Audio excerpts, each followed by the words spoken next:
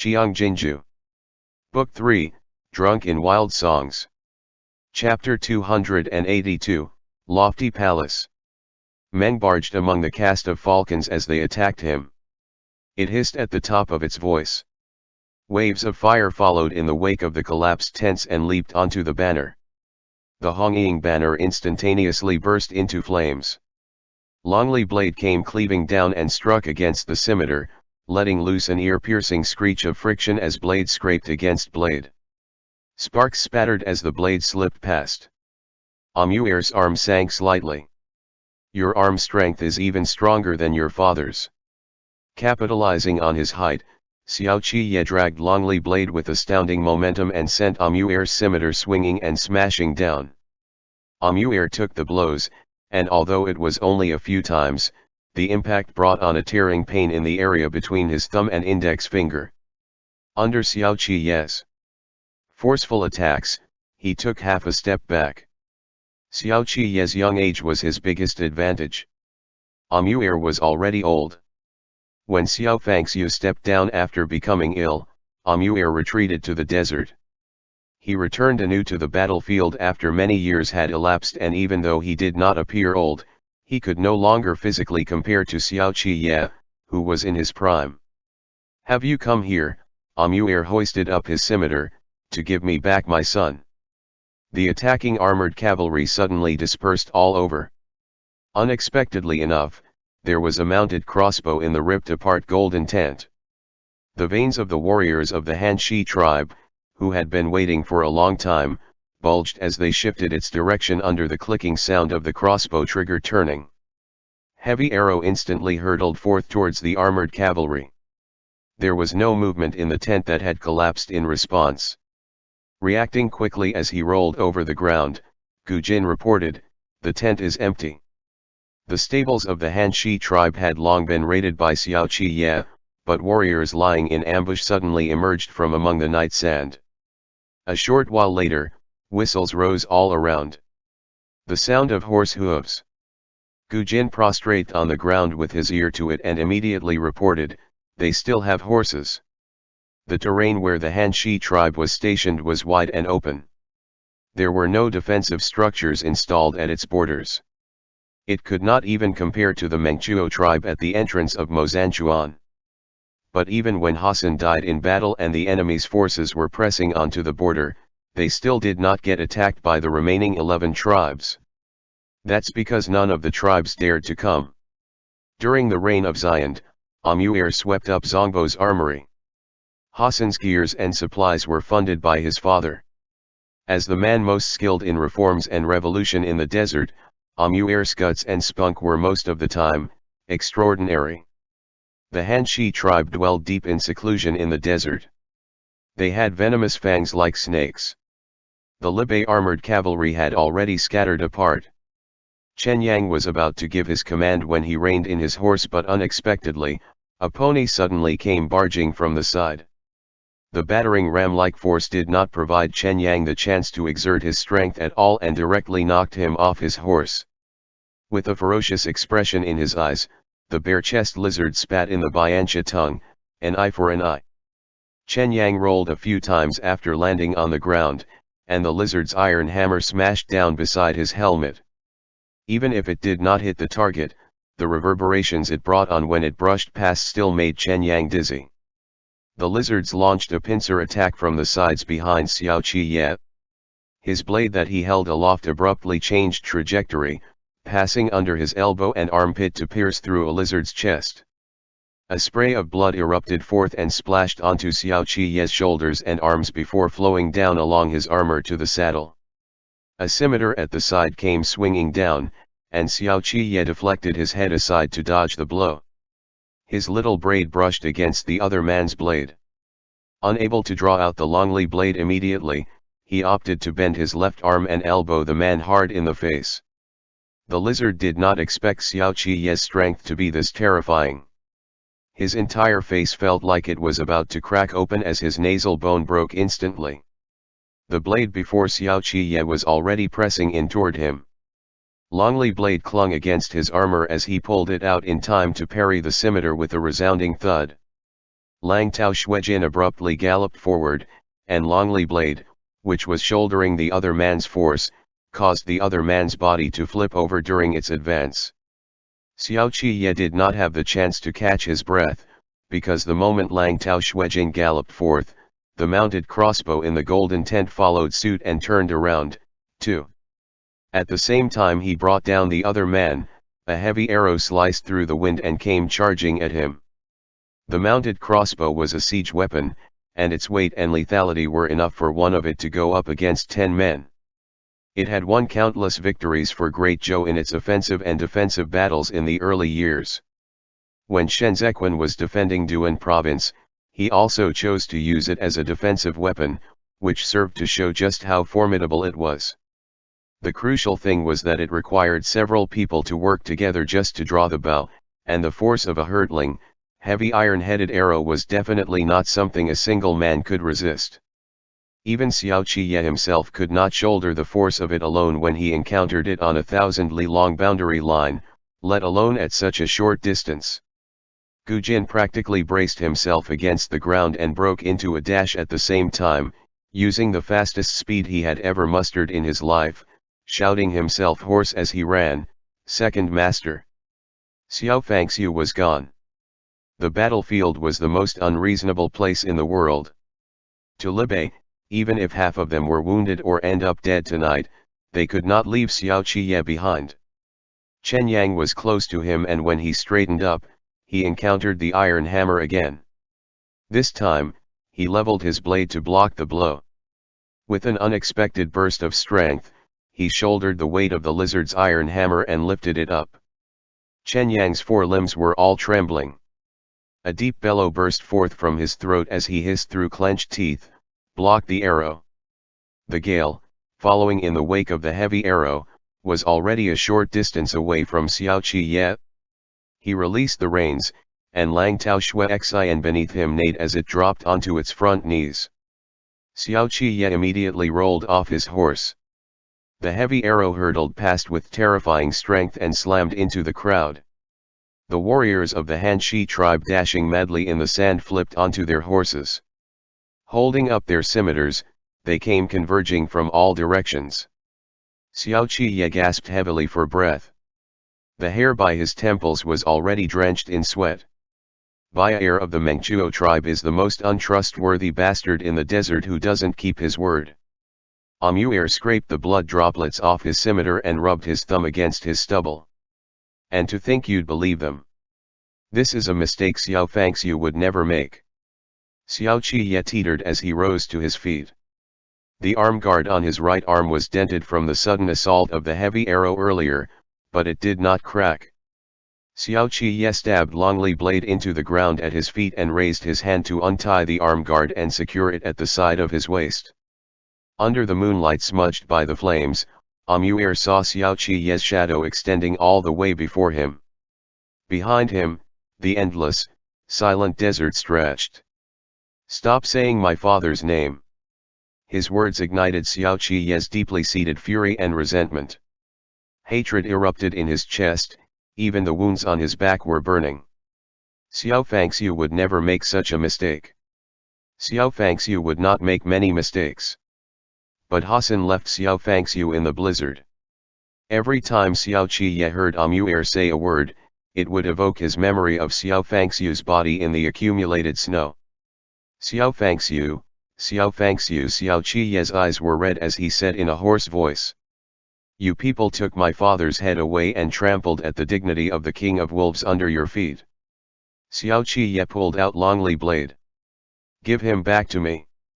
His expression was slightly malevolent as he violently cleaved and hacked while advancing with staggered steps. He shouted himself hoarse at Amu'er. "Give him back to me." Meng suddenly plunged as if it couldn't hold up against the assault from all sides. Xiao Qiye's bellow reverberated through the night sky. When Meng neared the ground, it suddenly flapped its wings and circled upward. The Saker falcons pursuing it relentlessly from behind were still continuing with their downward descent. Gu Jin sidestepped them and bent his finger to whistle at the sky. The next moment, countless falcons' wings flapped in unison and, at the same time they soared into the sky, they pounced on the Saker falcons. Aerial combat was the Libe falcon's domain to begin with. Meng drew in its wings and barged its way among the cast of Saker falcons. One for bearing grudges, it found that particular Saker falcon that had pursued it the most relentlessly and tore it to pieces in between, circling before it would let the matter rest. The Libe armored cavalry and Bianchi cavalry converged in the space between the tents. Bayan ran and fell to his knees before the golden tent, where he said to the old wise one, "Teacher, I'll help you leave." The old wise one still had his head lowered and palms placed together. His aged body was just like a withered tree. His white hair dangled silently on both sides. Bayan's heart went cold. He reached out and placed a hand under the old wise one's nose, and the color instantly drained from his face. He could not hold back his sobs and promptly cried out loud, "Teacher!" The gushing of blood accompanied the fighting and killing under the curtain of the night. Half of the Hanshi tribe's tents had collapsed. The ambush Amuir left in the outer perimeter failed to net him any advantage from the Libe armored cavalry. Meanwhile, the lizard's iron hammers found it hard to unleash their full potential in the face of the brand new long blades. The speed at which Xiao Qiye had grown up was all too fast. This was a fact that even Amuir himself had to concede. The Mengchuo tribe that alone guarded Mozanchuan were indeed untrustworthy bastards who did not keep their word. They did not tell Xiao Qiye that Amuir still had horses and supplies, and they did not come forth to provide reinforcements as promised. But similarly, Bayer had even less of an intention of coming to fight the battle for Amuir. He was just like the fisherman with blade in hand waiting for the last moment to reap the profits at the expense of the other two. He was not only afraid that Amuir still had a card up his sleeve, he also wanted to throw in his lot with the absolute victor of this duel. Stars dotted the horizon. A horse suddenly galloped out from the end of the desert. The hem of Duo Erlin's skirt fluttered amidst the backdrop of the massive setting moon as she led that batch of Qiang tribe warriors over on horseback. Bayan was a sorry figure as he wiped his tears. "Duo Erlin, you silly girl." Duo Erlin's black hair danced in the wind as she reined in her horse. Her pretty green eyes reflected the flames as she said, "I married Hassan. I belong to Hassan's tribe and Hassan, too, belongs to my tribe." "Father. You're right. The strong tribe has the hero, and Hassan is my hero." She drew out her own dagger. "We only have heroes who die in battles, not cowards who beat a retreat." "Bayer, listen," Duo Erlin faced the desert and said at the top of her voice, "Duo Erlin won't blame you for submitting to the strong. But the desert has its own strong fighters in the desert. The Mengchuo tribe once possessed the glory of the hero decades ago. When you kneel before Xiao Qiye's armored cavalry, it's the Mengchuo tribe's dignity you killed off." The harsh rebuke of a woman blended into the sound of fighting and killing under the moon, and it made Bayer, who was biding his time, feel terribly inferior and ashamed. "I heard your daughter, Wea, dared to make an assassination attempt on Xiao Qiye with a dagger." Duo Erlin's countenance was solemn and respectful. "I admire her, and so does Hassan. When my son is born in the future, I will have him acknowledge Wea as his aunt. This is the backbone of the desert people." As she spoke, she crassly spat a mouthful of saliva to the side. "But I will also have my son keep firmly in mind that the Mengchuo tribe is spineless. The chieftain, Bayer, is a coward." Duo Erlin's chest heaved. She cracked her horsewhip and led the warriors of the Qiang tribe into a charge forward. The Libe armored cavalry's numbers were terrifying, but there was no fear in Duo Erlin's eyes. She was the most dazzling precious pearl of the desert. Even if she did not have the strong and sturdy body of a warrior, she was willing to charge toward an invincible wall of iron. Hassan did not kneel to Xiao Qiye in his last moments. Duo Erlin understood him. Even if they were to die in battle, they had to die standing. "Silly girl," Amuir roared with laughter before continuing to say with a reverent countenance, "You're wrong. The hero of the Hulu tribe is not Hassan. It's Duo Erlin." The Hanshi tribe's initial low morale soared. Bayer was still hesitating, but beside him, Wei ran a few steps forth and said to the warriors of the Mengchuo tribe as she pointed ahead, "We will guard the main gate of Mozanchuan and leave Xiao Qi and the Libei armored cavalry to fall on their own. If all of you are going to kneel to him, you'll never be able to stand up for the next 20 years. Xiao Qi kicked over the torch as he traded blows with Amuer. His armor was tarnished with fresh blood and desert sand. The Qiang tribe warriors who had charged their way in amidst the sea of fire drew their blades and fought valiantly, because Xiao Qi had killed their leader Dalantai, at the Bianjun commandery. At the very moment when the Mengchuo tribe also drew out their blades, Xiao Qi found himself caught deep in a real siege. Shenzequan was taking a nap on his desk when he woke up with a start. He moved his arm which had gone numb. The lights in the hall had been extinguished. There was still the sound of the advisors discussing from the side hall, but it appeared abnormally quiet here. Shenzequan held onto the doorframe. The wind outside was so icy that his back felt doubly cold. Hearing movements, Fei Sheng looked back and could not help but turn pale with fright. "Master, you are going to catch a cold." The jade on Shenzequan's right ear swayed gently. He covered his mouth and stifled a cough to ask, "Is there no letter yet?" Gu Jing got on his horse, and Chen Yang led the army to assemble. With Xiao Qi as the center, they constantly closed in. The armors of the Libei armored cavalry were severely worn out. Only Xiao Qi was not wearing a helmet. "In order to mount a surprise attack, you didn't bring along your main forces." Amuer kept away his scimitar that had been chipped courtesy of Xiao Qi at the side of his waist. The young are always impulsive. The clicking sound of crossbow triggers all around them was intensive. For tonight, Amuer had also staked all he had onto this single throw. Thick clouds obscured the moon. The sandy lands were packed with warriors of the desert. The warriors of the Qiang tribe that Duo Erlin had called upon were all the remaining forces of the Qiang tribe. Thanks to Duo Erlin, they got to recuperate for a period of time in the Hanshi tribe, and now, they had recovered from the serious injuries they sustained when they were crushed and routed by Xiao Qi a few months back. "You are a genius," Amuer said in admiration. "A genius of Libei." The bowstrings of the mounted crossbows were stretched taut. Heavy arrows all aimed at Xiao Qi. The gemstone in the center of Amuer's forehead was already loosened. He took it off, appearing slightly lonely. He looked out into the distance in the direction of the Hanjian mountains. "But, you killed my son." To the people of Great Zhou, the Hashi River was a jade belt in the landscape. However, to the people of the desert, it was the origin of the rivers, the mother river, far off in the distance.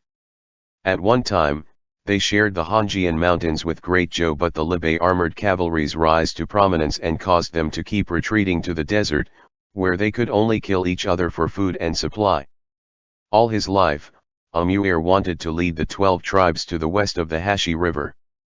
Plunder. Pillage. The people of Libei pillowed upon the mountains and rivers, while the desert people slept among the yellow sand. They made each other acquaintances with blades and swords, and 3 successive generations of heroes and heroines all met on the banks of the Hashi River. Spring came, and autumn went. No one was spared. The war has to end, eventually. Amuer hung the forehead ribbon in which the gemstone was secured onto the hilt of his blade. "I will return your head to your elder brother." Men whirled in the air and swooped down. The falcon of Libei was very quiet. Xiao Qi raised his left arm to let Meng perch. "I'm afraid you no longer have this chance." Grit flew up from the sandy lands. Under the rustling sounds, the Mengchuo tribe squad that was running forward saw blades that had long hilts and short blades. It was too late for Bayer to regret. Stamping his foot, he cried out, "Lu Guangbai! There's still Lu Guangbai!" Lu Guangbai, who had once penetrated deep into the desert, was similarly familiar with the desert routes as the Hulu tribe was. Xiao Qiye left his main troops behind not because of the surprise attack but to lure the snake out of its hole. Amuer was unwilling to arbitrarily meet the enemies head-on. Only Xiao Qiye's rash and reckless surprise attack could draw him out into the open. If Duo Erlin left with the Qiang tribe, then after tonight, Xiao Qiye would still need to penetrate deeper into the desert. But Duo Erlin returned. She helped Xiao Qiye accomplish his ploy to round up all of them in one fell swoop. Amuer, Xiao Qiye tightened his grip on the hilt of his blade anew. The war has to end, eventually. Yellow Sand billowed. When Lu Guangbai dashed his way before the Qiang tribe warriors, he abruptly withdrew and the Libai armored cavalry behind him charged up. As he brushed past the Libai armored cavalry, he filled in the gaps among the lizards and brandished his long blade to brazenly parry the lizards' iron hammers. Powerful forces collided. Lu Guangbai's military boots promptly slipped backward in the sand. He braced himself with an arm and grasped a handful of yellow sand. With a smile, he said, "Great strength there." The lizard spread opened his arms, looking as if he was going to obstruct the Bianjun commandery garrison troops. Lu Guangbai's long blade suddenly passed over his head and struck the lizard's iron hammer with a thud in between turns. The lizard had only traded blows with the Libai armored cavalry and had still yet to encounter this kind of strange weapon, where it was the hilt that was long. When he swung his hammer, he could not reach Lu Guangbai's body, and when he parried, he could not keep up with Lu Guangbai's speed. All he could do was keep retreating in this flurry of intense attacks. The Libai armored cavalry, having already broken through the outer line of defenses, joined Xiao Qiye from the side. Xiao Qiye did not mount his horse again. Instead, he charged into the fight on foot with the Biancha warriors. This time, the armored cavalry was like a black tide that came bulldozing over with absolutely crushing numbers. Amuer killed several people and encountered Xiao Qiye again in the tumble of armors. The strong wind Xiao Qiye brought up sliced through the air from top to bottom and cleaved apart the front of Amuer clothes. Longly blade wedged itself in the crack of the scimitar, and Xiao Qiye suddenly pressed in 2 steps closer with such force that Amuer couldn't help but retreat. Amuer exerted his strength to lift his blade up and overturn the constraint that Longly blade had imposed on it, but Longly blade counterattacked swiftly. The long journey did not even deplete Xiao Qiye's energy. In this moment, he was unusually focused, so focused that he did not care about the injuries on his body. Those eyes of his were so calm, it was terrifying. The scimitar bounced off from the impact of the collision, but it did not slip out of his hands. Amuer regained his grip on it and turned around to kick Xiao Qiye in the abdomen, but Xiao Qiye did not retreat as he had hoped. Holding up against the force, he slammed the hilt of his blade hard into the side of Amuer's cheek. Amuer did not fall over to the ground. The metallic taste of blood saturated his mouth and his teeth were sore from the impact of Xiao Qiye's blow. Xiao Qiye's fighting style was a blend of martial arts from various schools, but not once had he ever broken away from his original school. He was just as overbearing and domineering as Xiao Fangxiu was. When he really got serious in battle, 9 out of 10 times, someone would die. Oh, behold the young king of wolves. The vision in Amuer's left eye was already a little blurry. He saw the moon burning. The sorrowful cries of the Hanshi tribe pierced through the vast, boundless night. All those stars that once belonged to him fell. The hero who had come to the end of the road had to admit that he was already advanced in age. Hassan. Amuer's proud heroic eagle. Amuer seemed to see the back of his son when he left. It was also on a moonlit night like this. Hassan waved his arm, and his bashful red hair was then covered up by the color of the night. Every time Xiao Qiye swung his blade, Amuer's scimitar would emit a cry of pain. Xiao Qiye's metal was on full display, undisguised. Every blow of his struck the sharpest part of the scimitar. This battle was no longer evenly matched but the Libai armored cavalry's one-sided crushing of their foes. Duo Erlin's horse was abruptly knocked to the ground. She fell and looked as the dagger slipped from her hand and disappeared amongst the armored hooves. Her cheeks were splattered with blood, and as she wiped them, she involuntarily burst into sobs.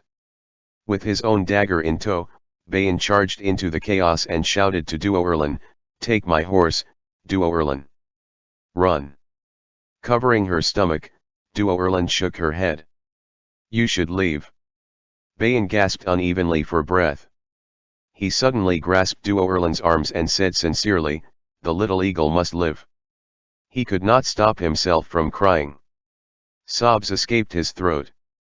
"Silly girl of Lake Chidi, run." Blood suddenly materialized. Before Bayan could finish his words, he fell face first into a pool of blood. Duo Erlin widened her eyes blankly. "No." Chen Yang raised his helmet and looked at Duo Erlin with cold detachment as he said in the Biancha tongue, "Achi killed our left flank in Duan province, and this man was the one who came up with the plan. I'm just repaying the debt." Bayan was still grasping Duo Erlin's arms. Duo Erlin bent over to hold up the young man's body. In a trembling voice that had already changed in pitch, she weakly shouted in a thin voice, "Stop." Achi not only killed the left flank of the Libe armored cavalry near Duan province, he also took away the heads of all the armored cavalrymen in the left flank squad. They camped on the banks of the Hashi River, kicking these heads and urinating into the armored cavalrymen's helmets. Chen Yang could never forget this humiliation. The fire was blazing, but the moon was cold. Shouts. Neighing of horses. Cries of falcons. More and more people fell. Armored hooves trampled across tents. After the raging fire came the endless ashes. The Hanshi tribe that had been fearsome in the desert for 30 years turned into mud in this one night, bearing the full weight of Libe's fury that had been boiling for a very long time. The fires before the golden tent collapsed together. The forward chain of Amuer's gemstone broke as Longli blade advanced. Meanwhile, the Hongying banner that was a symbol of an all-powerful strong tribe finally toppled over in the burning fire. Xiao Qiye's figure blocked out the sight of it all. In taking them by storm, Xiao Qiye forced Amuer to lose all his routes of retreat. He shouted loudly in the raging inferno, "Amuer!" Amuer took the blow from his blade with some difficulty. Dripping sweat dampened his eyes as Xiao Qiye closed in on him. The more Xiao Qiye fought, the more valiant he was. His unbridled, untamed nature came from the grasslands. Only the Mother Earth of the Hanjian Mountains could beget such a man. Sweat mixed in with his soaring battle spirit. His eyes were just as dazzlingly bright as the glints and flashes of his blade, a blade which contained a blazing sun within. Amuer was tired out from the fierce battle. His scimitar was already slow to react, and it finally slipped from his hand when Xiao Qiye launched yet another violent attack. The moon thinned out, and the color of the night dimmed. Day was about to break. Amuer's gemstone tumbled to his feet, where the yellow sand beneath was soaked with blood. He tilted his head up. There were very few left of the Saker falcons in the firmament. The heavenly gods have been kind to the heroic eagle. Amuer suddenly raised his right arm high and let out a last roar towards the remnants of the desert. "I, Amuer, have ruled the 6 tribes for 20 years and reached the inner parts of Great Zhou. I have not let the Hongying banner down. The Hashi River we yearned for even in our dreams." Longli blade came cleaving down right at Amuer's head, and Amuer used his arm that had an arm guard to block the blow. The Hashi River we yearned for even in our dreams. In the interval, Amuer laughed heartily without inhibition at Xiao Qiye and said resolutely, "Xiao Qiye, 20 years later, the heroic eagle of the desert will once again still fly over Hanjian mountains. You kill me, kill us, but you can't kill all the eagles of the desert." 20 years, 40 years, the arm guard made a cracking sound under the blade. Amuer continued in a quiet, solemn voice, "The desert shall one day welcome its true ruler." At the same time Xiao Qiye exerted pressure on his blade. He bellowed, 20 years, 40 years, the wolves of Libe will always be stationed on the line of defenses. Bring it on." With eyes reddened, he said somberly, "This time, next time, I'll be waiting for you people on the banks of the Hashi River. The 12 tribes will never stride across the Hashi River." Amuir's arm guard broke off completely.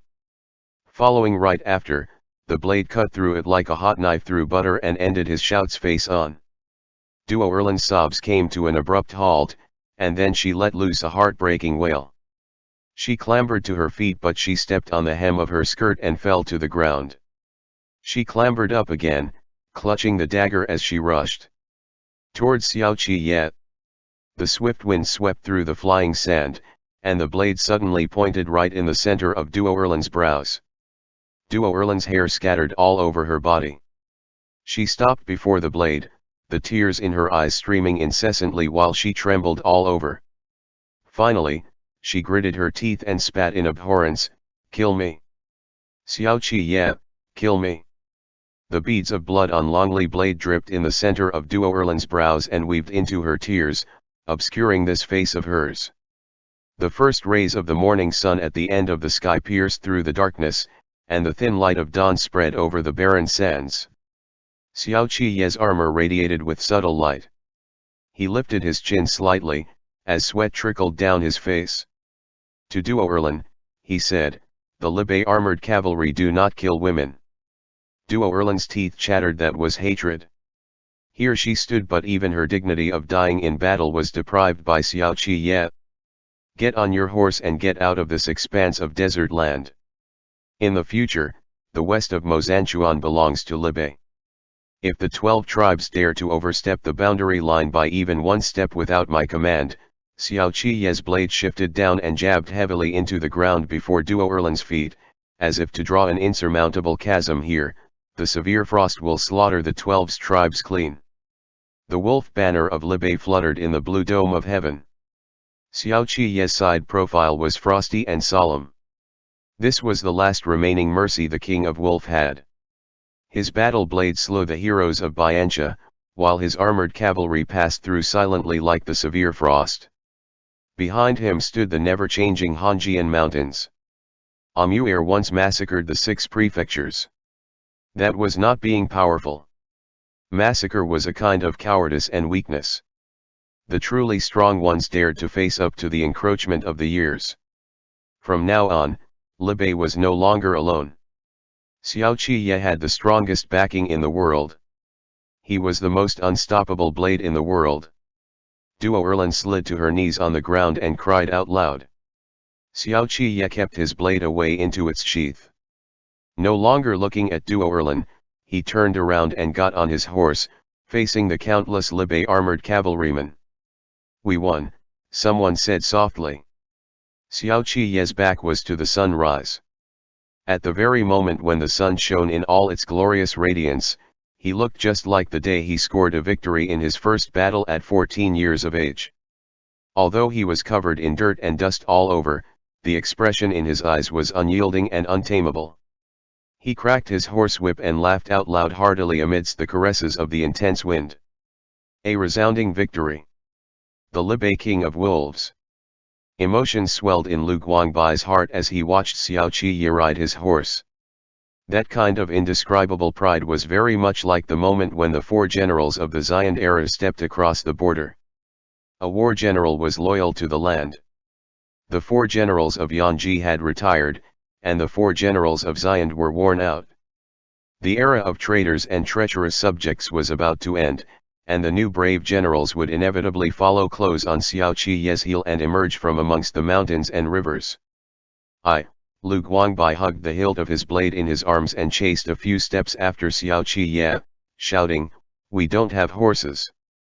The Libe armored cavalry galloped in the great desert, the bursts of the men's hearty laughter reverberating through the skies.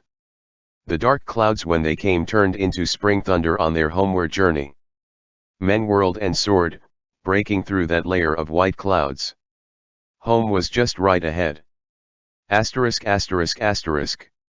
The news of victory arrived in Chu capital only 2 months later. It was a snowy day, and Shenzequan, who was in the warmed hall, jolted to his feet. The advisors on both sides stood up as well. "Whoa, we won. Yu Xiaoze slapped his thigh in his joy. I knew it. Second master is invincible in battle. No problem at all. Gao Zongxiang's face lit up with delight and he hurriedly said, I'll write up the news of victory. This battle is going to go down in history. Owing to the bitterly cold weather, Yao Wenyu rarely showed up these days. Shen Zequan had urgently summoned Ji Ran into the capital, and Ji Ran was still on the way. Upon hearing the word history, Yao Wenyu suppressed his cough and traded glances with Kong Ling beside him. Kong Ling gave a slight nod of his head. Chu capital has no master now.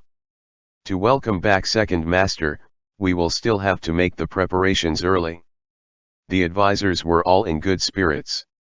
Only Shen Zequan turned to the side and asked softly, is Ian well? Fei Sheng had long inquired about it.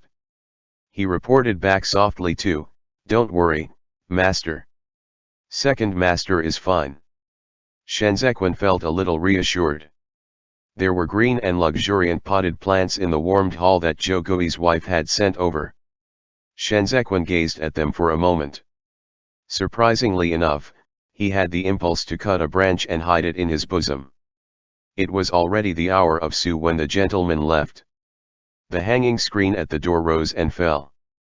Yao Wenyu, however, picked up the teacup and unhurriedly stirred aside the tea froth. His sickly appearance was all the more obvious when he was deep in thought.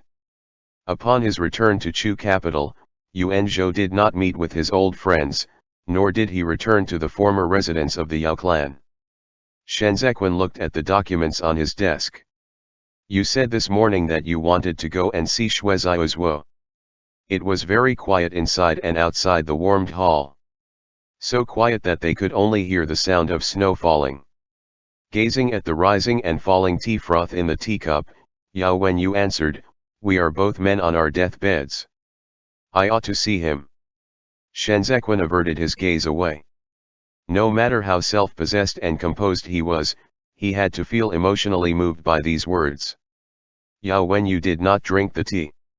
He looked to the window where the dim light of the lantern was seeping through. Shadows of the snow drifted down gently, a piece at a time. It's the new year. Yao Wenyu smiled. Your lordship, may your new year be a smooth sailing one. Asterisk asterisk asterisk. Shui Zhuo was locked up in the Ministry of Justice's prison. The hair he had bundled up into a bun was tidy and in order. Even without that layer of official robe, he still maintained his usual composure.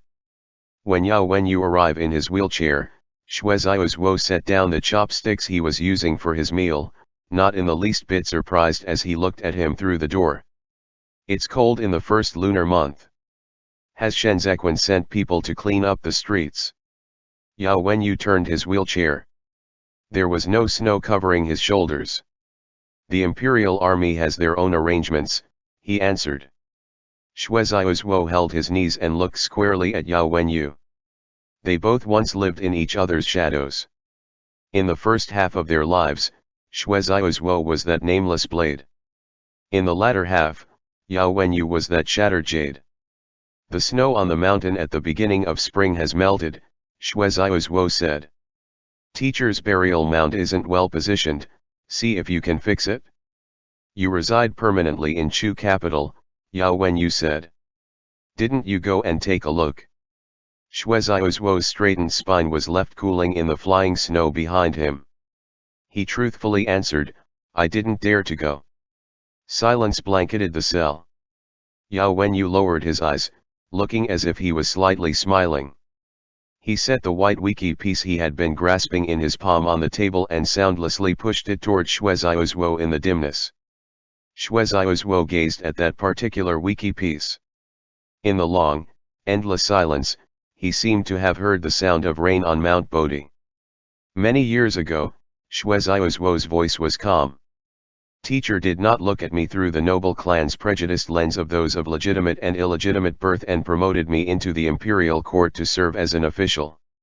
I read Qi Huilian's essays on contemporary politics and learned just how vast the world was. There was a kind of people called court officials. they busied themselves running around the various lands of Great Zhou, becoming indispensable pillars of the empire. During the reign of Yanji, when Qi Huilian was imprisoned, teacher lingered many times at the watchtower that accorded him a view of the Temple of Penitence. I asked him what he was looking at, and he answered that he was looking at the last official in this world. I found it strange then, because Qi Huilian might be one, but so was he. Then the reign of Xian came around, and many a number of us died to collect evidence of Hua Saiqian's guilt. The officials, the general function staff, all of these people were loyal subjects from the local regions, and they basically all died out. Xue Xiaozuo thought of these for way too long, so long that he grew numb and developed a heart of stone. He would no longer cry inconsolably in the middle of the night. He respected Hai Lianji so much, but the reality was too cruel. These people have no graves, no tombs. They all died in the tussle for power between factions, their existences wiped away clean with a wave of the noble clan sleeves. Xue Xiaozuo's eyes were emotionless. The remonstration at the hunting grounds during the reign of Xian was the hope of countless people whose names you have never heard of. We took down Hua Saiqian, but teacher did not continue to push on. As such, the Empress Dowager survived, and the noble clans remained indestructible.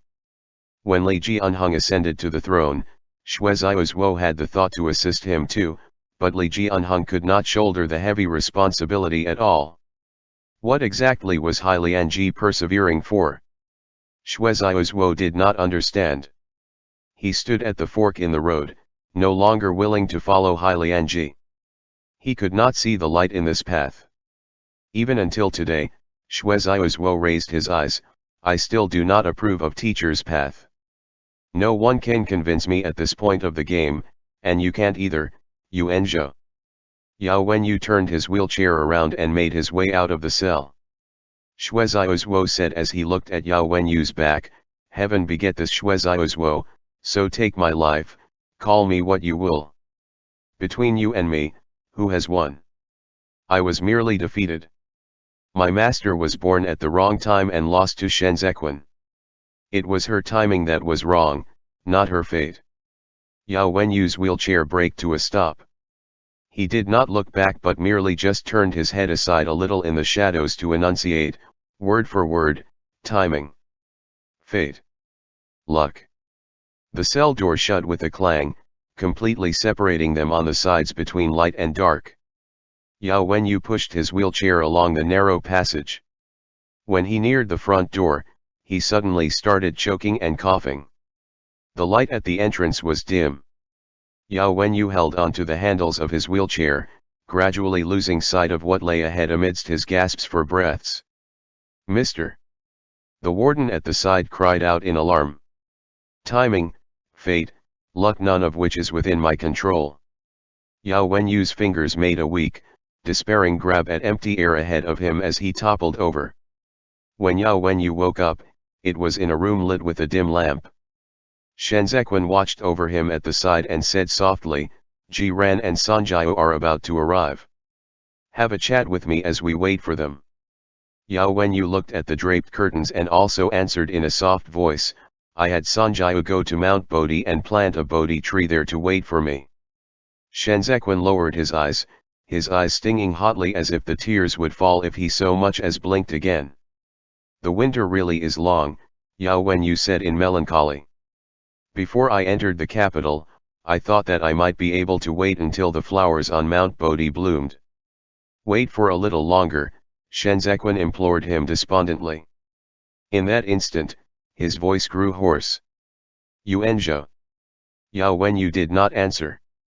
He coughed again, and this time, blood soaked his handkerchief. He could no longer hide it. After a moment of silence, he said, "The census registers in Juexi have been implemented for many years. Zhang Qingshan is a good official. Lanzhou, retain him. That's the father and mother of Juexi." Commander-in-Chief Qi dared to refuse to send troops for the sake of world stability. With her as a prince, you can get the Kedong 5 commanderies to pledge allegiance to you. Although Fei Shen might have some minor flaws, he's still a talent you can use. Let him go back to Duan province, and Duan province's safety can be assured with Yin Chang's stone monument there. Changfeng, Yao Wenyu's breathing grew heavier. Changfeng initially meant to retire after achieving our goals. I've already left him a letter. Lanzhou, the new emperor cannot be without a strategic advisor. With Changfeng's insights, talents, and learning, he can help you secure your hold on the empire when I'm gone. Yao Wenyu was drenched all over in sweat, as if his illness was acting up again, even his complexion was turning white. He raised his hand and grabbed hold of Shen Zequin's sleeve. This empire, Yao Wenyu made to get up. Both of his eyes reddened as he took his last remaining breaths. You have to take the throne. Sun Er is too young. It's not his time yet. Shen Zequin held Yao Wenyu's hands back and said slowly in the candlelight, I'm not cut out to be an emperor. You are an overlord, the valiant overlord of the empire. Yao Wenyu said firmly. You can hand over the empire in the future to come, but at this time, only you, Shen Lanzhou, can sit on the throne. Overturn the old cases and redress the injustices suffered. Pass a new judgment on Shen Wei. As he gasped for breath, his voice broke and that clear, jade-like tinkling voice of his turned raspy. Even as he spoke, he was still hastily coughing up blood. Lanzhou, you're open and above board. Shen Zequin's tears gushed forth. His lips quivered. He couldn't even say a word. Once Ian returns, Yao Wenyu tightened his grip, you will have nothing to worry about. I wrote some papers half a year ago. All the yamen in the various territories are included in it, along with some on my humble opinions of the governance of the people in the 8 cities. Take them. From now on. Borrowing on Shen Zequin's strength as the latter supported him, Yao Wenyu suddenly coughed out blood. The splotches of red stain seeped into his sleeves and robe. Not even wiping his blood anymore, he exerted himself with some difficulty to pull the corners of his lips. The empire and the state are in your hands. The burden that Hai Lianji unloaded, Yao Wenyu shouldered. He did not follow the others' paths, he was his own practitioner. No matter how this world was going to evaluate him, he was still that banished immortal who came riding his donkey. All his life Yao Yuanzhou never joined the imperial court as an official, but he accomplished that. Yao Wenyu wanted to fulfill his teacher's wish, and that, he accomplished, too. He came to this world naked, and it did not matter if he was broken. Other than Qiao Tianya, he owed no other. If only we could have met earlier. Yao Wenyu gazed at the window, where the colored silk ball that he had still yet to throw away was hanging. He smiled wearily and moved his hand with the red thread. Asterisk asterisk asterisk. Ah! Qiao Tianya spurred his horse on and galloped through the heavy snow. With his 7-stringed guqin on his back, he broke through the fence and tumbled off his horse under the jeers of the imperial army. Fei Sheng came over to help him up. He pushed Fei Sheng away and clambered to his feet in the snow. His gaze passed through the long corridor, and he saw that the light at the end had gone out. Qiao Tianya walked a few steps and tripped over the steps. It was here that he fell, and all of a sudden, his shoulders trembled. He looked up at the heavy snow, laughing even as his face was awash in tears. Fucking heaven! You made a fool of me, and trampled all over me, Qiao Tianya cried uncontrollably. And I bore it all. Why do this to him again? Qiao Tianya raised his arms and pulled off the 7-stringed guqin off his back. Fei Sheng strode over to stop him, calling out in an urgent voice, Qiao. But it was already too late. Qiao Tianya abruptly raised his 7-stringed guqin high and smashed it down on the steps. The strings of the 7-stringed guqin he had cherished all his life snapped. Then the body of the guqin cracked and broke into 2 halves that fell into the snow. The snowstorm obscured Qiao Tianya's eyes. His untrammeled hair fluttered in the air. When the 7-stringed guqin broke, his heart died, too. Since there is no more Yao Yuanzhou in this world, Qiao Tianya slowly closed his eyes, as if mocking this absurd arrangement, then the Qiao Sanjiao of this world is dead. Fei Sheng chased after Qiao Tianya and asked under the heavy snowfall, "Where are you going?" Qiao Tianya did not answer. As he turned around, he undid the sword laden with past gratitude and grudges and stumbled towards the incoming path ahead. The horse carriage came to a stop. Ji Ran made his way out under the screen of the carriage and trotted over to catch up with Qiao Tianya. He clapped his hands and expounded the teachings of Buddha in a childlike voice. "Attachments I have not at all in the secular world, so bothered I am not by them all around me. Benefactor, the path ahead has not the hardships of life, only the enlightenment of you." A snap of Buddha's fingers, and the past is all ashes and smoke. Qiao Tianya looked as though he did not hear him. Ji Ran followed him, and those pairs of big and small sleeves fluttered in the wind. Together, they disappeared amongst the heavy snowfall. Boundless is the sky in the Pure Land, untainted by worldly concerns. *******. Shenzhequan alone guarded the snow-capped eaves, sitting from nightfall until the beckoning of dawn. He heard the sound of snow falling from the eaves. Time seemed to have frozen. He had finally returned to Chu capital, from where he gazed at the sky, the past still vivid in his mind. "Do you know why that year?"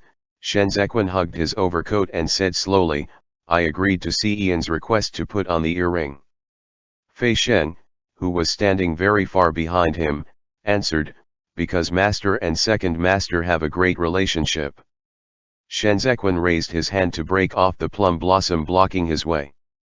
"Because I know someone would leave, and those who disappear amidst the heavy snow would never, ever come back again, except for see Ian."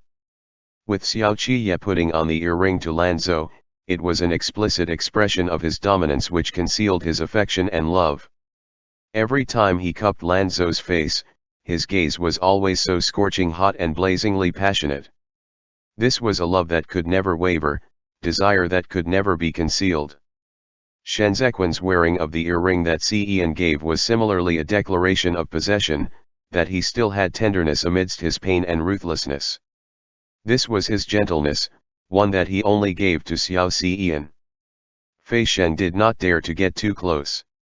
After Yuan Zhou and Sanjiao left one after another, it was rare for Shenzhequan to show such a mild and genial expression.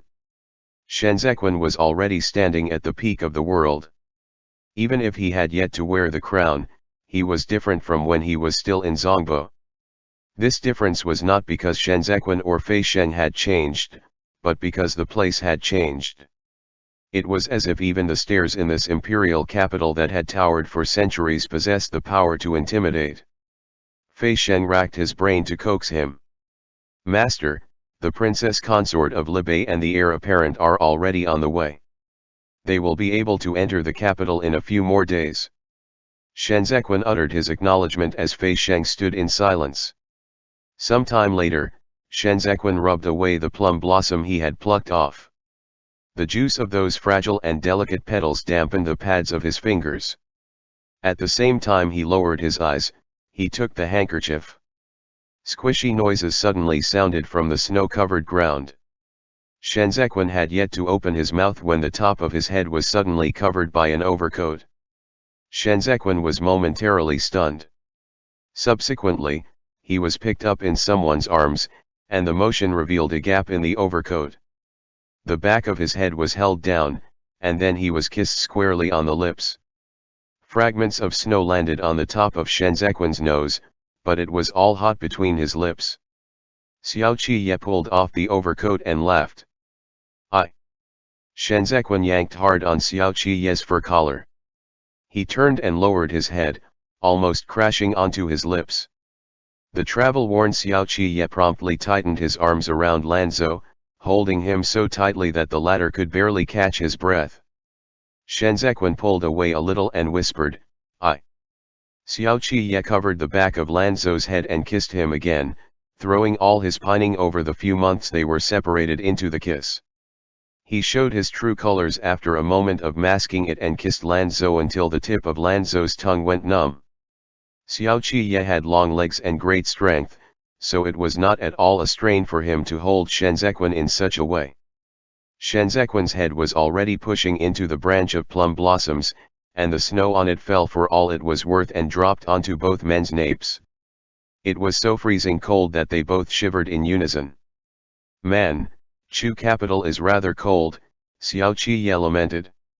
"That's 'cause you're rather hot yourself," Shenzequan answered. The snow on Xiao Qiye's neck slid down along his back. It was so icy cold that he wanted to suck in a breath, but he could not bear to part with the man before him, unwilling as he was to let go. All he could do was hop a few times with Shenzequan in tow. With this hop, Shenzequan really went right up amongst the plum blossom branches. For a moment, all the chunks of snow and pieces of flowers came tumbling down, cloaking both men with snow all over their heads and shoulders. "Xiao." Shenzequan pressed haphazardly on Xiao Qiye's face. Xiao Qiye's vision was obstructed, and as he took a few steps back, he fell over into the thick pile of snow. Puffs of snow sprayed onto Shenzequan's face. With his chest heaving, Xiao Qiye cupped Lanzou's cheek and craned his neck for another mouthful. "My eldest brother wanted me to stay for a few days in dying. I threw off the blanket in the middle of the night and ran away." The teeth that Xiao Qiye exposed appeared unusually sharp. "He is certain to enter the capital in a few days to beat me up." "Did you come via the northeast supply route?" Shenzequan suddenly clasped hold of Xiao Qiye's wrist and pressed in closer to ask, "Didn't you see eldest sister-in-law and Sun heir on the way here?" "I did." The center of Xiao Qiye's eyebrows arched up slightly. "But my horse is fast and it overtook them right there and then on the spot." Xiao Sun, who was still on the bumpy ride over, leaned over the window. "What are you looking at?" Lu Guangbai asked. Xiao Sun expressionlessly pointed at the road ahead. "Second uncle said he'll be right back after taking a piss." The row of guards before them simultaneously let loose a sound. Lu Guangbai patted Xiao Sun's head and said, "Your second uncle is a jerk, and the words of a jerk cannot be trusted." Lu Yizi, who was powdering her face inside the carriage, pulled open the curtain with a swish. Cutting an imposing figure as she pointed ahead, she commanded, "Charge! Charge quickly! Even if we can't catch up with that brat, we have to make it in time for his dinner." Xiao Qiye ran fast, but he still ended up taking a beating from his eldest brother in Chu capital. Surprisingly enough, it was Ji Gang whose heart ached a little at that and subsequently whisked him away. ******. A few days later, Shenzequan organized the documents on his desk. With a brush dipped in ink, he narrated on the blank papers. Under the light of the lamp, he looked back upon the past in the reigning silence and finally straightened out everything that had transpired in Great Zhou from the reign of Yanji. During the reign of Yanji, the Grand Mentor entered the imperial court thrice to serve as an official and assisted the crown prince in implementing the census registers. Xiao Qiye took Shenzequan's hand from behind and wrote it down. With him. In his game of Wiki with the noble clans, Qi Huilian suffered a defeat because of Jiao Kanghai's betrayal. Ji Lei and Shen Wei acted under the Empress Dowager's orders and forced the crown prince to his death at the Temple of Penitence. Since then, Qi Huilian feigned insanity and was imprisoned in the Temple of Penitence. The Eastern Palace's lineage was thus completely severed. Later, Shen Wei suspected that the Empress Dowager was going to get rid of him after he had outlived his usefulness.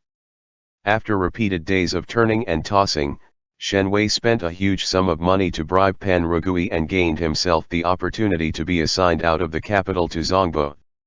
In the same year, in order to save everyone in the Xiao clan, Xiao Chengbi exploited the advantage accorded to him by his own position and stole the military map of Zongbo as a gift to Shen Wei. But Shen Wei did not keep his word, resulting in the property confiscation and eventual execution of Jiao Kanghai, as well as the fall of the Xiao clan. Xiao Chengbi's life was saved by Chen Zhen, and the old matriarch Xiao sent Feng Quan away. From then on, Xiao Chengbi concealed his identity and lived incognito in Chu capital, waiting for the right opportunity.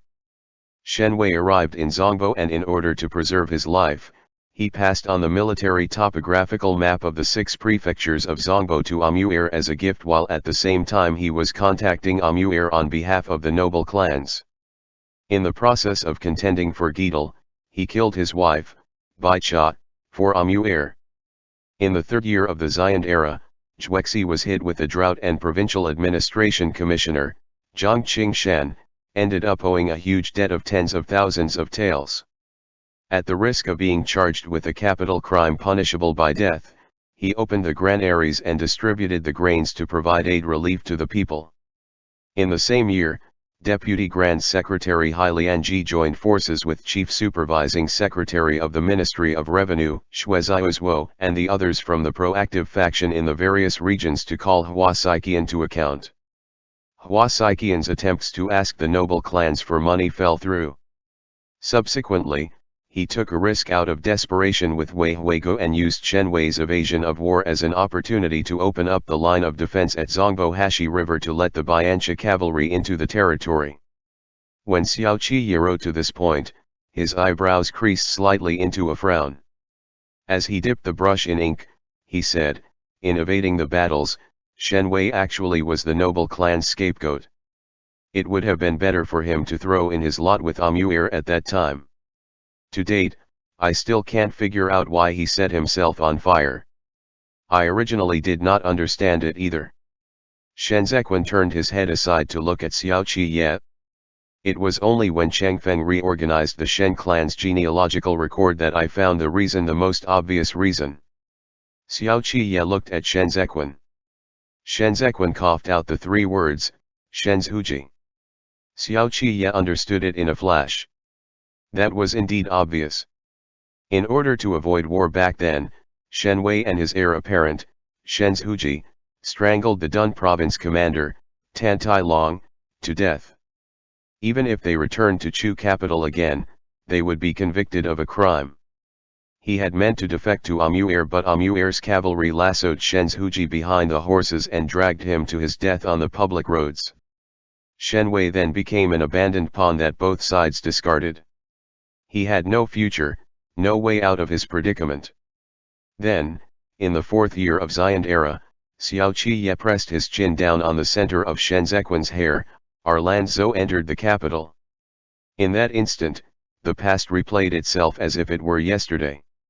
Shen Zequan entered the capital alone, and at the same time, Xiao Jiming, who had rendered meritorious military service, was forced to hand over Xiao Qi.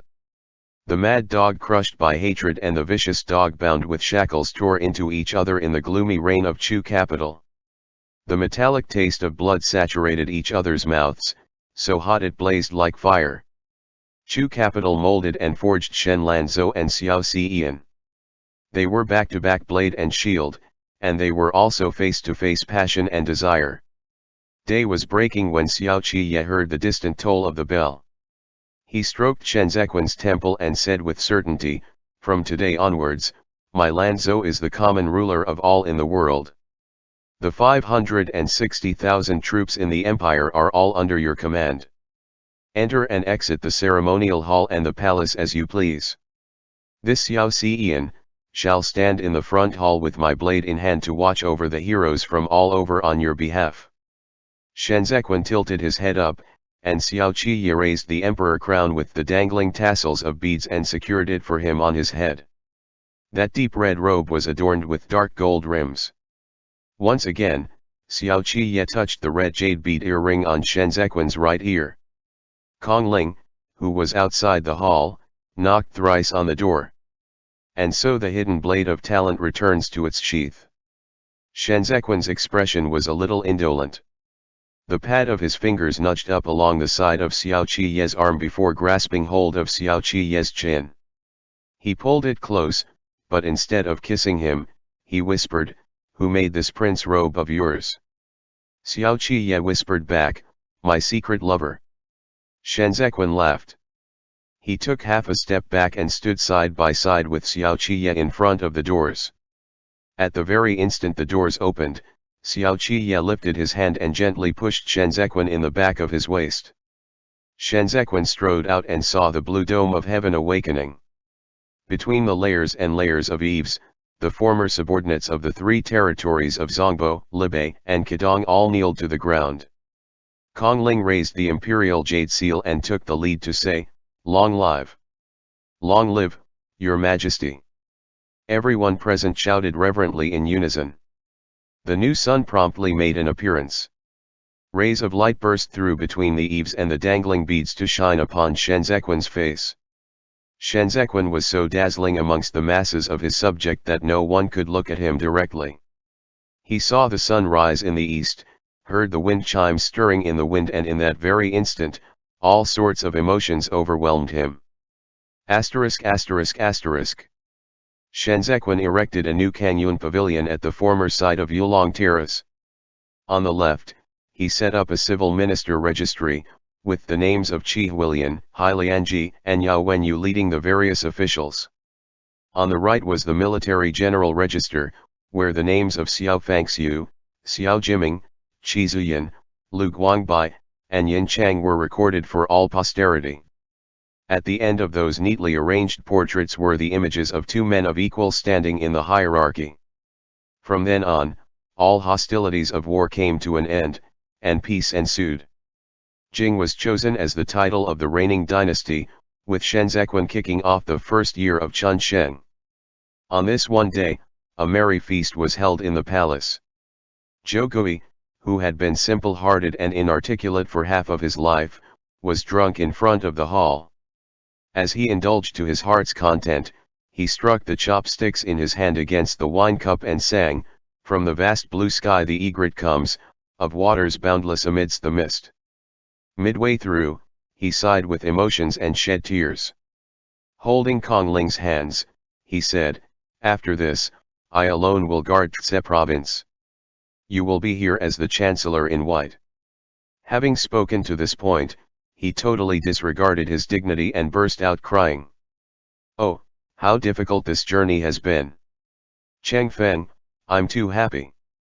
At the side, Fei Sheng lifted his wine cup and clinked cups with them. With a smile, he said, "I will return together with your excellency to Duan province and be my loyal and courageous self." They burst out laughing, then put their heads together and sobbed.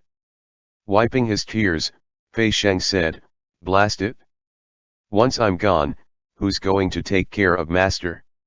His lord, Tan Taihu, wiped his tears too and corrected himself in a gruff voice, "With my second master assuming personal command in the capital, not even a fly can get close to his majesty.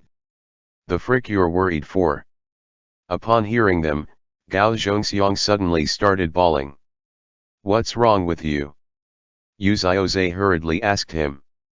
"You're not leaving anyway. I just thought of you, Enjo." Gao Zhongxiang covered his face and wiped his tears. He bowed to Tan Taihu. "You Enjo wanted me to give Hanu to you. You must treat it well." "Fuck." Tan Taihu wiped his face again but said with a solemn expression, "I understand Mr. Yuan Zhuo's intent. I have a bad temper. By giving me the cat, it'd be like seeing him whenever I see it in the future, and I'll think thrice before I act and won't dare to be reckless." Huo Lingyuan downed several cups of wine and said in a quiet voice, "I wonder where Commander Chiao has gone." After Chiao Tianya left, Master sealed Yang Shan Shui away in a chest. "This kindness is enough." Fei Sheng forced himself to cheer up and asked, "Say, why are Master and Second Master missing?" The Emperor's crown did not fall off, but the dangling beads collided against one another, making an intriguing rocking and swaying sound in the darkness. The throne was mind-blowingly high. It was the most unattainable place in the world, far beyond anyone's reach. Shenzequan was pinned onto it, his head tilted back. Sweat intermingled. At every thrust, the jade earring would swing. Moonlight that shone through the window paved only the ground before the steps. Shenzequan's gaze melted in the darkness. His robe had not been pried off him.